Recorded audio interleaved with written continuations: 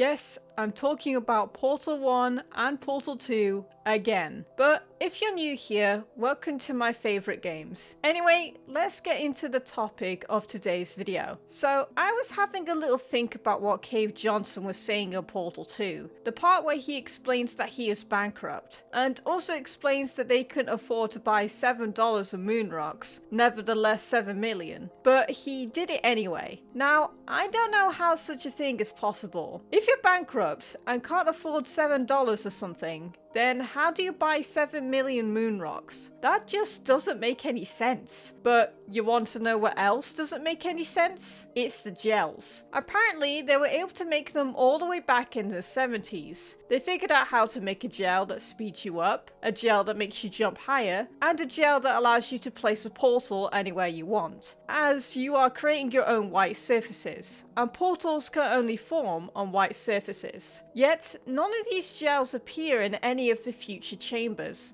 Not a single one. And I'm not just referring to the chambers in Portal 2. Take a look at Portal 1's chambers. Do you see any gel anywhere? That's the part that I just don't understand. Why would you remove that testing element? Wouldn't it have given you all kinds of results? I have no clue. However, I ain't done yet. There's another thing that I have to point out. In Portal 2, the high energy pellet and moving scaffolds are no longer there. Instead, they have been replaced by lasers, funnels, and platforms that can only move from side to side or up and down. The scaffolds in the previous game could move anywhere, and on one track. Why on earth would you get rid of that tech for an inferior one? Was it the money? Well, if you remember earlier, Cave himself said that they were bankrupt, so they shouldn't have been able to afford anything anyway. And yet, despite that, they were still able to go through with the Genetic Lifeform and Disk Operating System program. That's GLaDOS, in case you forgot. Anyway, they were still able to buy a bunch of things and come up with new testing elements. And again, you got to wonder where they got that money from. Did someone help? Was it Black Mesa? No, it can't be them. They're not friends. But if it wasn't them, then who was it? Aperture Science had to make their money somehow in order to build more test chambers, as they needed to buy the materials for them. They couldn't have made every material in-house just yet. So if you guys have any idea on how they got their money, let me know. Back to the topic at hand. So we have gels that don't appear in future test chambers, them getting money from somewhere, and they are replacing old elements with new ones. What else do I find to be quite odd? Well, that would have to be the turrets.